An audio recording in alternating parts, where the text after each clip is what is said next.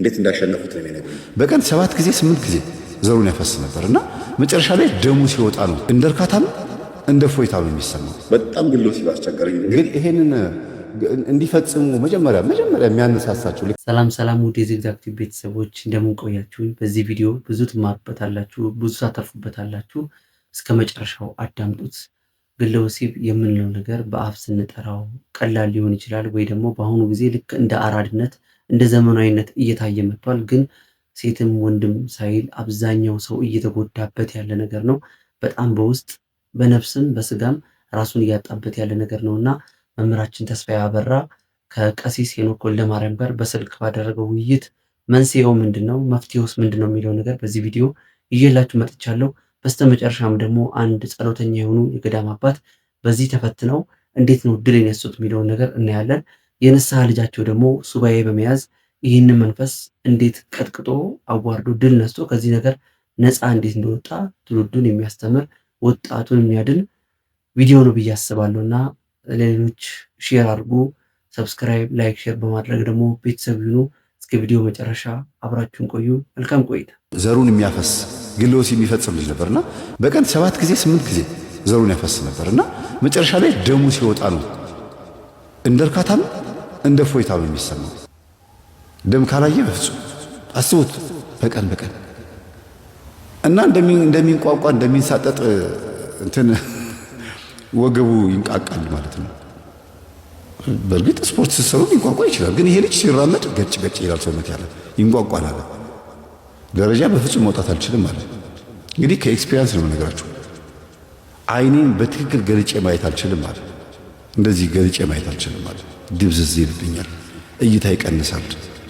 ግለ ወሲብ በጣም አደገኛ የሆነ መጥፎ ልምምድ ነው። ከዛ ቀጥሎ ደግሞ ከእግዚአብሔር ያጣላል፣ ያስቀስፋል። አውናን የሚባል ሰው ታውቃላችሁ? ዘሩን ውጪ ስላፈሰሰ በመጽሐፍ ቅዱስ ውስጥ ከዚች ሴትማ አልወልድም ብሎ ልክ ዘሩ ሲመጣበት ስሜቱ ሲመጣ ውጭ አውጥቶ አፈሰሰ ይላል መጽሐፍ ቅዱስ። የዛን ሰዓት ተቀሰፈና ሞት ይላል። ያኔስ ኦሪት ስለነበረ ነው። በሐዲስ ኪዳን ስንቱ በኮንዶም ዘሩን ጠቅልሎ ጥሏል።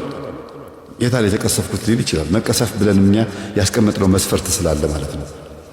ግን አለመውለድ፣ አለማግባት፣ ስራ አለማግኘት፣ ተምሮ ስራ አለመቀጠር፣ በረከት አለማግኘት መቀሰፍ አይደለም እንዴ? እስቲ ዝም ብሎ ከንቱ ሆነ መቅረትስ መቀሰፍ አይደለም? ሃይማኖተኛ አለመሆን፣ መንፈሳዊ አለመሆን መቀሰፍ እኮ ነው። የምንጠይቀውን ነገር አለማግኘት፣ የምንለምነው ነገር አለመቀበል፣ ሲንኳኳ በርስና እንኳኳ አለመከፈቱ መቀሰፍ አይደለም እንዴ? መልስ ከሰማይ ማጣት መቀሰፍ እኮ ነው ቤተሰቦች። ከዚህ በላይ የአውናንን ግብር እንዴት አልደገምኩትም ይባላል? እንደግመነዋል። በደንብ ነው የደገምነው። ግብረ አውናን ማለት ይሄ ነው። ግን ይሄንን እንዲፈጽሙ መጀመሪያ የሚያነሳሳቸው ልክ አሁን ከ17 ዓመት ልጅ እንጀምርና በዚህ እድሜ ላይ ያለ ልጅ እንዲፈጽም መጀመሪያ የሚያስገድደው እንበልና ይሄ በአሁን ባለንበት ዘመን ብዙ ምክንያቶች ይኖራሉ። ግን ከበፊቱ እንነሳና አሁን እስካለው ድረስ አጠር አድርገው ምንድነው የሚዳርጋቸው ለዚህ ነገር? መጀመሪያ የሚያነሳሳቸው ምንድነው? የሚያነሳሳቸው ሁለት ነው። የመጀመሪያው በርኩሳን መናፍስት እንደ አይነ ጥላና እንደ ዝሙት መንፈስ ባሉ ክፉ መናፍስት የሚመጣ ግለ ወሲብ አለ። እንደምታውቀው አይነ ጥላ ሌሊት እየመጣ ወንድም በሴት ሴትን በወል ይገናኛል። ይሄንን ድርጊት እያስፈጸመ እያለማበደ የህልሙን ወደ ገሃድ ያወጣና ግለ ወሲብ ያስፈጸማቸው። እንደሚታወቀው ደግሞ የዝሙት መንፈስ ደግሞ ዓላማው ዝሙትን ማስፈጸም፣ ራስን በዝሙት ማርከስ ነውና ይሄ መንፈስ ያለባቸው ሰዎች ደግሞ በራሳቸውን ብቻ ሳይሆን በመንፈሱ ተነሳሽነትና ገፊነት ይህንን ድርጊት ይፈጽሙታል። ስለዚህ የመጀመሪያው የሚመጣው በርኩሳን መናፍስት እንደ አይነ ጥላና እንደ ዝሙት ባሉ መንፈሶች የሚመጣ ግለ ወሲብ አለ። ሁለተኛ ከዚህ ከመናፍስቱ ህይወት ደግሞ ወጣ ስንል በምናያቸው ፊልሞች ለምሳሌ የወሲብ ፊልም የሚመለከቱ ሰዎች እዛ ላይ ያለውን ነገር ለመፈጸም ሲፈልጉ በአጠገባቸው ተቃራኒ ጾታ ስለማይኖር ቀጥታ የሚፈጽሙት ግለ ወሲብ ነው። ብቻቸውን የመቀመጥ እድል በሰፊው ካገኙ ወዲያውኑ አይምሯቸው ያን ነገር ያዛል ማለት ነው። በቃ ያዛል፣ ያንን ይፈጽማሉ። እንደገና ደግሞ በምናነባቸው መጻሕፍትና መጽሔቶች ለምሳሌ ደግሞ ዘልማድ በምናደርጋቸው ትዕይንቶች እነዚህ ድርጊቶች ይፈጸማሉ። ስለዚህ በርኩሳን መናፍስት የሚፈጸም ግለ ወሲብ አለ። በምናያቸው ወደ ህይወታችን በጋበዝናቸው ስጋዊ ነገሮች ደግሞ የምንፈጽማቸው ግለ ወሲቦች አሉ። ግሎሴብ እንደምታውቀው ከልጅነት እስከ ወጣትነት ባለ እድሜ ውስጥ የሚጠናወት አስከፊ ተግባር ነው። በጣም በእውነት ነው የምልህ መምህር፣ ልዩ ልክፍትም ነው። በጣም ደግሞ ሁሉም የተሳተፈበት ልክፍት ነው እንጂ። አዎ፣ ምክንያቱም ግሎሴብን ወንዶቹም ሴቶቹም ከለመዱት በቀላሉ ለመላቀቅ ይቸገራል። እለትም ግሎሴብ የሚፈጽሙ ሰዎች ሙሉ ትኩረታቸው እዛ ላይ ስለሆነ አእምሯቸውም የሚያስበው የሚፈጽሙ እሱም ስለሆነ የማሰብ ችሎታቸው ንቃተ ህሊናቸው እየቀነሰ እየደበዘዘ ነው። ስለዚህ ቅድም ያቺ ተማሪ ይህንን ነገር የምትፈጽም ከሆነ በመጀመሪያ የማስታወስ ችሎታ ይቀንሳል። ከዛ ላይ ትደነዝዛለች። በምትፈልገው ደረጃ አእምሯን መምራት መጠቀም አትችልም። ስለዚህ አንዱ ችግር ሌላው እንዳነሳው መፍትሄ የሌለው ነገር የለም። ይህንን ድርጊት የሚፈጽሙት ሰዎች ምንም ኃጢአት ቢሆን ንስሐ ከገቡ እግዚአብሔር ይቀበላል። በቤተ ክርስቲያናችን የትኛውም ኃጢአት ከንስሐ በታች ከንስሐ በላይ የሆነ ኃጢአት የለም። አይደለም ግሎሴብ ጽንስ ቢያስወርዱ፣ ሰው ቢገሉ፣ ከተጸጸቱ ንስሐ ከገቡ እግዚአብሔር ይቅር ይላል፣ በንስሐ ይመልሳል፣ ስርየትም ይሰጣል። ስለዚህ የመጀመሪያ ሊያስቡት የሚገባው ነገር እግዚአብሔር ይቅር እንደሚለን፣ ይህንን ኃጢአት ሰርተን እንደሚታረቀን፣ ይህንን ኃጢአት ከራሳችን ላይ ቆርጦ እንደሚጥልልን አውቀን ንስሐ መግባት ነው። ንስሐ ከገባን በኋላ ከአንዱ የሚሰጠን ነገር አለ፣ ጾም፣ ጸሎት፣ ስግደት። ያንን ተግባራዊ እያደረግን መድኃኔዓለም፣ እመቤታችን፣ ቅዱሳን መላእክት፣ ጻድቃን፣ ሰማዕታትን እርዱ፣ ይህንን ነገር ከኔ አርቁ፣ በጸሎታቸው አግዙኝ እያሉ መማጸን፣ እንዳቅማቸው ደግሞ በደንብ አድርገው መስገድ አለባቸው። አሁን ትውልዱ በጣም የረሳው ነገር ምንድን ነው? የአጋንንት ድል መንሻና ትልቁ መዶሻ ስግደት ነው። ወሳኝ ስጋ ማድከሚያው ማለት ነው። አዎ፣ ያ መንፈስ በስጋ ላይ ሲሰለጥን የማትፈልገውን ነገር ያሰራል። ስለዚህ በስግደት ስጋህን ለነፍስ ነው ማሰልጠን ያለ። ሁል ጊዜ ስጋ በነፍስ ላይ የበላይ ከሆነ ስጋ የስጋ ነገር ነው የሚሰራ። ነፍስ በስጋ ላይ የበላይ ከሆነች ደግሞ ነፍስ የምትሰራውን ስራ ነው ስጋ የሚሰራ። ስለዚህ በስጋ ይህንን ነገር የምትሰራው ሰዎች በደንብ አድርገን እየሰገድን አጋንንቱን ልንቀጠቅጠው፣ ስጋችንን ለነፍሳችን ልናስገዛ ይገባል። ከዚህ ጋር ደግሞ በተያዘ ሰዎች ንስሐ ከገቡ በኋላ ትልቁን መለኮታዊ መሳሪያ ትተናል ዘንግተን ስጋውን ክቡር ደሙን መቀበል። ዕለት ስጋው ደግሞ እየተቀበልን ስንመጣ መንፈሱ ከላያችን ላይ እንደ ጢስ እየበለጠ እንደ ጉም እየተመነ ይጠፋል። ስጋም እየተገራ ይመጣል፣ አብሮ ይገራል ስጋም ራሱ። ስለዚህ በእነዚህ መልኩ እነዚህን ክፉ መናፍስት ብንዋጋቸው፣ ስጋችንን ለነፍሳችን ብናስገዛ ይሄ ችግር ይርቃል። አንተ ጋር እንደሚደውሉትም ብዙዎች እኔ ጋር እየደወሉ ይጠይቃሉ። ይሄ ሆናቸዋለሁ የነቁ ያወቁ ጎበዞች በመሆኑት ወዲያው ተግብሮት መፍትሄ አግኝተው ከዚያው ተላቀው በደስታ በመንፈሳዊ ሕይወታቸውን ቀና ብሎ ሲኖሩ ብዙዎች አሉ። መነኩሴ ናቸው ግን ግሎሴብ አስቸገረኛል። በጣም ግሎሴብ አስቸገረኝ። እንግዲህ የሚነግሩኝ እኔን እያማከሩኝ አይደለም፣ እንዴት እንዳሸነፉት ነው የሚነግሩኝ። ልንገርህ አንድ ነገር። ከዛ ከየት እንደመጣ ሳስበው የንስሐ ሰጥቼው ሌላ መጥቶ ከሄደ በኋላ በጣም ሙሉ በሙሉ ሊብራስ እና አልገባኝም ነበር። በኋላ ነው ትምህርታችሁን ስሰማ እንዴ ለካ የዚህ ልጅ መንፈስ መጥቶ ይታወቃል። ይገርማል። እና ለምንድን ነው እንደዚህ የምታደርገው?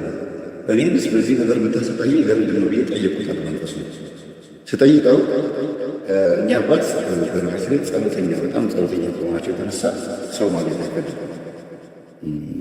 ሌላ ስለሳቸው ነገራቸው ፈቃዴ አስፈቅጄ ለምን ከኔ ጋር ብዙ ስላወራል የሚጠቅም ብዙ ነገር ስላላቸው ንቀር ነገራቸዋሉ። እና እኛ አባት ማለት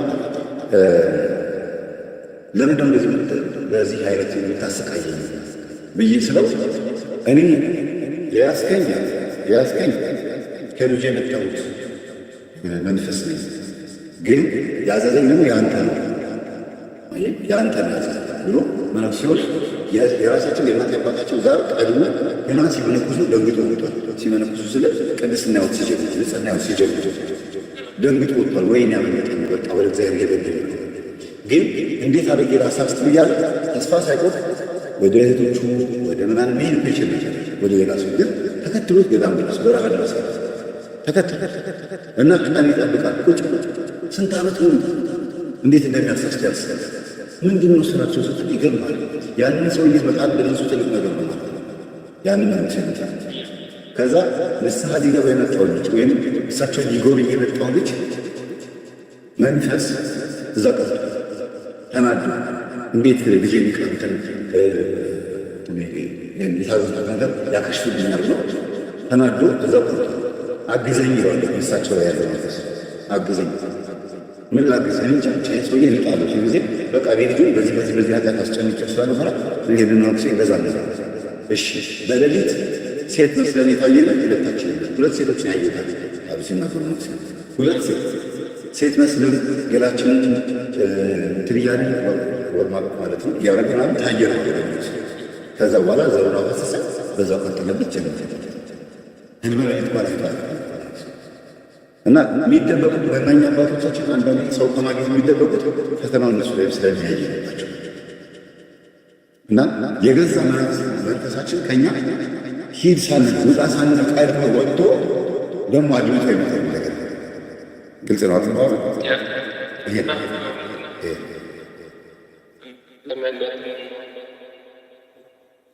የዚህን ያክል ትዕግስተኛ ነው።